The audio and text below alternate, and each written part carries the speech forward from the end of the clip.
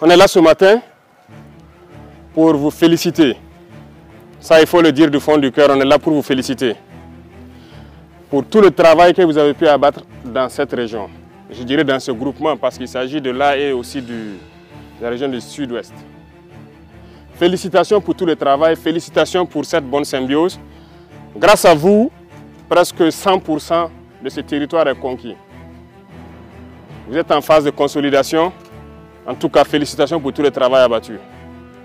Nous avons pu suivre avec vous les opérations dernièrement, avec beaucoup d'amertume aussi, lorsque vous voyez les terroristes franchir le fleuve, se retrouver à moins de 50 mètres de vous et que vous n'avez pas la capacité d'engager, parce que vous n'avez pas l'autorisation. Ça fait partie de votre discipline de formation. Mais retenez que ceux qui ont pu échapper à votre furie, qui se sont réfugiés de l'autre côté de la frontière, se prépareront certainement, puisque c'est une base arrière. Ils vont se préparer et essayer de revenir. Alors, je souhaite que vous fassiez corps avec les VDP que vous avez installés un peu partout, avec toutes les unités en position avancée, que vous puissiez continuer à intensifier les patrouilles de sorte que, lorsqu'il doit revenir, il n'y a qu'une seule chose qui l'attend, c'est la mort. Nous sommes à cette étape actuellement. C'est sans pitié, c'est sans répit. On ne continuera pas de mourir inutilement. Vous êtes allés vers eux, vous les avez délogés, vous avez récupéré vos terres. Il n'y a pas de raison qu'ils reviennent encore. Nous ferons tout pour vous mettre à niveau aussi, pour que vous puissiez les stopper. C'est ainsi. Donc, redoublez de vigilance, prenez courage encore, continuez à fortifier avec les VDP qui sont sur le terrain, avec les unités en position avancée. S'il faut ériger des murs, on le fera. S'il faut creuser, on le fera. Félicitations pour tout le travail, beaucoup de courage. Vous allez commencer un nouveau cycle d'entraînement. La guerre de haute intensité. C'est à vous, chefs, officiers militaires, prenez ça en compte. Commencez à vous préparer pour la guerre de haute intensité. J'espère que je me fais comprendre. Ce n'est pas uniquement du terrorisme. Ouvrez l'œil. C'est beaucoup plus que ça. C'est une guerre de décolonisation. Et vous avez dû entendre ces derniers jours certains généraux ailleurs qui ont fait comprendre que s'il faille qu'ils viennent avec leurs armées nous recoloniser, il faut qu'ils viennent. Eh bien, préparez-vous à la guerre de haute intensité. Soit ils viendront eux-mêmes, soit ils passeront par leurs valets locaux qui sont ici pour essayer de troubler notre quiétude. Donc quiconque, je dis bien quiconque, que ce soit le terrorisme ou toute autre armée qui doit venir troubler notre quiétude, nous devons nous préparer à les accueillir sur de long terme et intensement. Voilà pourquoi je vous dis, préparez-vous à la guerre de haute intensité. Et nous allons suivre ces entraînements-là. Nous passerons à d'autres groupements pour intensifier les opérations et essayer de pacifier. Ce sont des étapes. Et ce terrorisme sera vaincu. Parce qu'ils savent que ça sera vaincu, qu'ils se préparent, soit au niveau local ici, ou bien à venir avec leurs armées pour nous combattre. Eh bien, on va se préparer à les accueillir. Merci beaucoup pour tout le travail. Tout ce qui pourrait être amélioré, ce qui concerne les conditions de combat d'abord, mais aussi les conditions de travail, nous ferons l'effort. Plus que jamais maintenant, vous faites un avec la population. C'est tout ce que nous recherchons, le lien armée-nation. Continuez à garder cette flamme-là d'unité avec la population civile pour qu'ils puissent vous soutenir. Parce que c'est grâce à eux que nous pouvons combattre aujourd'hui. C'est le peuple qui a compris. Si le peuple n'avait pas compris, on ne pourrait pas vous équiper comme ça. Ce n'est pas possible. Mais les gens ont compris, se sont engagés et nous faisons beaucoup d'efforts pour que la capacité opérationnelle ne fait que s'accroître. Bienvenue dans Esprit Liberté. Je vous remercie d'être là encore une fois. Ça fait plaisir de vous avoir ici. Alors, aujourd'hui, nous allons parler de Ibrahim Traoré. Quel leadership! Qui n'aimerait pas avoir cet homme à la tête de son pays? Franchement, dites-moi en toute sincérité, vous n'aimeriez pas avoir un homme comme ça à la tête de vos pays respectifs? Et je demanderai même aux femmes, est-ce que vous n'aimeriez pas avoir un homme charismatique comme ça dans votre vie? Alors, je sais qu'il y a certaines personnes qui vont dire non, mais après, chacun ses goûts hein, et ses couleurs.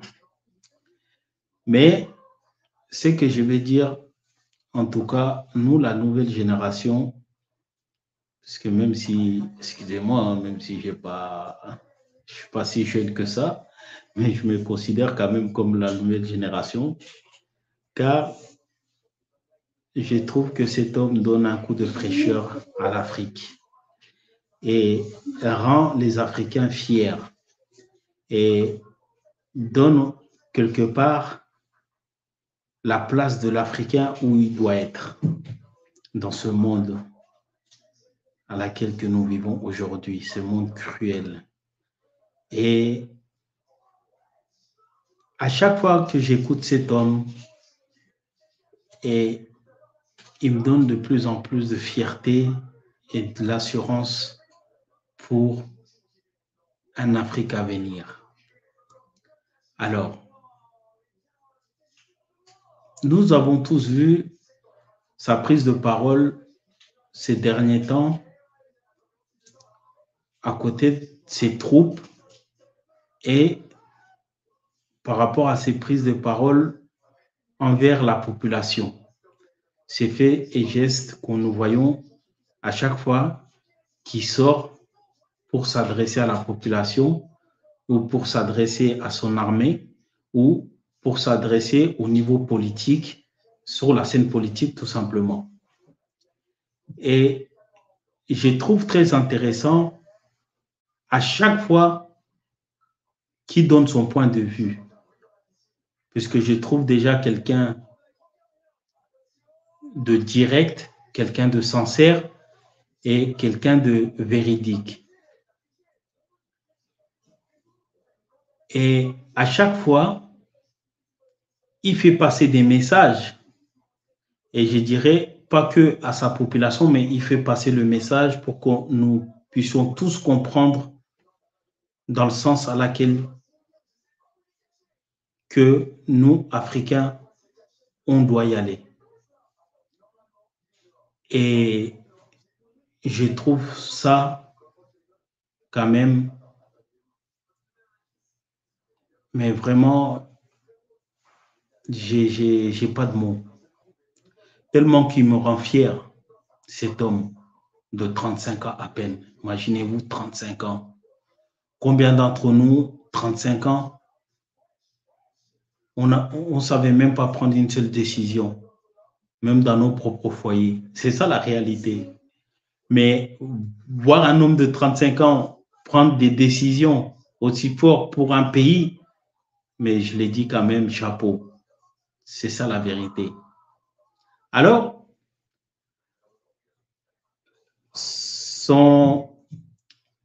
sa dernière prise de parole m'a fait tellement plaisir et de ce qu'il a dit. Et c'est ça la réalité, en fait. De dire qu'on doit se préparer. Et je pense que l'Africain doit se souvenir du passé pour pouvoir construire l'avenir. Le passé doit faire en sorte de ne jamais oublier ce qui s'est passé d'horrible vis-à-vis de la communauté noire africaine et d'être toujours sur ses gardes et de